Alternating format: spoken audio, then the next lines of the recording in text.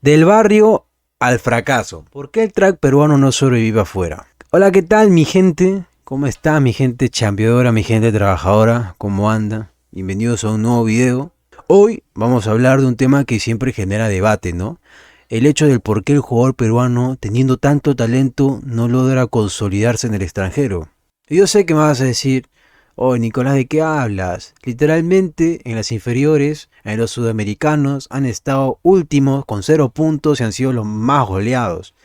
Otras veces también con la selección mayor no han podido representar de una buena manera al pasar 7 y ni siquiera pudieron llegar al puesto 8. ¿De qué me estás hablando?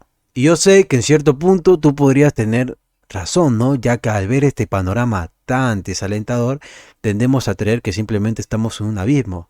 Pero vamos a repasar casos positivos, negativos, causas y consecuencias y por supuesto también las soluciones. Así que ponte cómodo porque este tema nos toca a todos los que amamos el fútbol peruano. Mi nombre es Nicolás Berni y dale play. Primero reconozcamos lo positivo. El jugador peruano tiene algo especial y es la realidad, una técnica exquisita, esa gambeta atractiva que genera ilusión. Tiene una gran visión de juego. Esa alegría con la pelota en los pies. Desde chico vemos en la cancha de barrio cómo sobra el talento literal.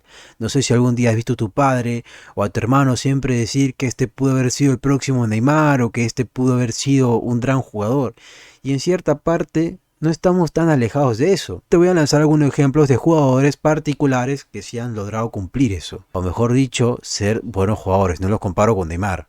Lo estoy diciendo que han sido buenos jugadores. Espero entiendan eso. Como he dicho, ejemplos hay muchos. El Loco Vargas, por ejemplo, que llegó a ser figura en la Fiorentina. Y ojo, que ni siquiera empezó con un proceso formativo regular, ya que ni siquiera venía jugando en la U, en las inferiores.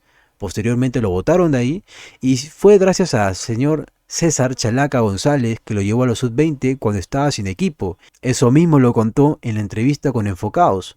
Después de salir de las inferiores de la U, volvió y construyó una carrera sólida. O también casos como el de Paolo Guerrero, formado en Alianza Lima, que triunfó tanto en Brasil como en Alemania, demostrando que capacidad y calidad hay de sobra.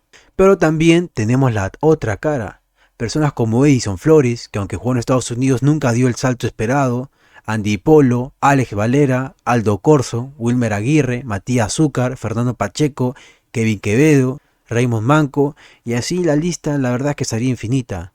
Todos tenían cualidades, sí, pero nunca lograron adaptarse, y aquí la consecuencia es directa. A corto plazo, seguimos viendo promesas que se quedan en promesas. ¿Y a largo plazo qué? La selección se queda sin renovación real y seguimos dependiendo de generaciones puntuales, como la que nos llevó a Rusia 2018, pero sin un proceso sostenido. Te quiero dar de las razones del por qué nunca llegaron a triunfar estos jugadores que tenían un talentazo. Y no me digas que no. No sé si algún día has visto videos de Raymond Manco, por ejemplo. Tiene una calidad exquisita y lo demostró también en el sudamericano. Jugadores como Kevin Quevedo también que demostraron mucha magia en la Liga 1. Personas como Fernando Pacheco, Wilmer Aguirre, que le metió un hat-trick a Estudiantes de La Plata. Grandes jugadores que tenían un talento impresionante para llegar siquiera a un equipo de la top 5 de Grandes Ligas. Nunca llegaron a hacer eso y terminaron decayendo a equipos de Copa Perú, Liga 3 e incluso equipos de Liga Distritales. Pero bueno, te voy a mencionar las barreras y limitaciones de esto. Empecemos por lo primero. La mentalidad.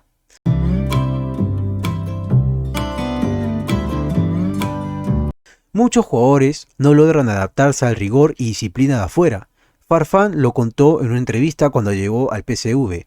La rigurosidad, la exigencia física, los entrenamientos intensos, era nada que ver con lo que vivió en Perú, donde en Perú, como sabes, se prioriza más la convivencia y lo social, con poca carga física, eso sí, con mucha técnica, pero terminan dejando de lado lo más importante, ¿no?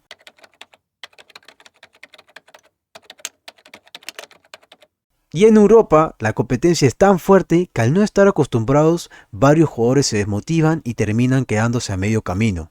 Otro punto más son las herramientas. ¿Cómo así? La preparación física y la lectura táctica en el Perú no están a nivel de otros países, y sobre todo de Europa. Y no me refiero a copiar al continente europeo en su estilo de juego, sino en lo físico, en lo mental con psicologías deportivas y en lo táctico con conceptos claros. Nuestros jugadores llegan con ese gran déficit ahí. Esto los convierte en futbolistas que funcionan solo para un rol específico, pero no como jugadores completos que puedan adaptarse a cualquier contexto. Por ejemplo, un caso puntual podría ser el de Kevin Quevedo con el Goiás. Al ser un jugador de un rol específico, nunca pudo haber triunfado en ese equipo. Personas como Fernando Pacheco, que al no tener una buena lectura táctica, terminaron simplemente siendo condicionados a la banca. Otro punto también que quería añadir y que es muy importante es el entorno. Las academias y clubes piensan más en el resultado inmediato que en la formación real. Y lo vimos con las herramientas, donde jugadores terminan siendo solo para un rol específico. Al ver eso, nos damos cuenta que el entorno habla más por un resultado inmediato que por una formación. Luis Enrique lo mencionó esto. Dijo, al jugador se le forma de los 3 a los 14 años con valores, técnica y mentalidad de competir, el saber ganar, el saber perder, el saber tener un entorno social, el saber entrenar, todas esas cosas genera esa mentalidad. Y después de esa edad ya se potencia con lo físico y lo táctico. Claramente lo demás vendría a ser un complemento, importante pero complemento. En Perú ese proceso se corta. Canchas limitadas, horarios de solo una hora, entrenadores que no forman en lo mental ni en lo social, y eso obliga al jugador a valerse por sí mismos. Muchos de los entrenadores terminan por simplemente generar ganancia en cuanto a victorias al equipo que en cuanto a formación. Y eso mismo termina complicando al equipo, porque ni siquiera ganas y ni siquiera logras formar bien al jugador. Y también muchos, al venir de zonas golpeadas por la falta de educación y oportunidades, al no tener un buen entorno, al no tener un buen uso de herramientas y al no poder tener una buena mentalidad, terminan cayendo en malos pasos. Claro, no todos. Hay ejemplos como Farfán y el Loco Vargas que supieron evitar ese camino. Pero ahora te voy a hablar de un punto que para mí es el más importante y es la raíz de todo esto: la dirigencia.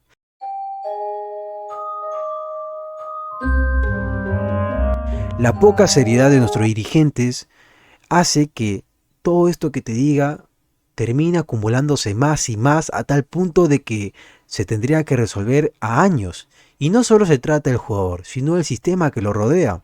Mientras en países como Ecuador, Chile en su momento, Colombia, España y Argentina, y etcétera, se apostó por proyectos serios y de largo plazo, en Perú seguimos con dirigentes que piensan más en el negocio rápido o en mantener su puesto que en un plan deportivo real.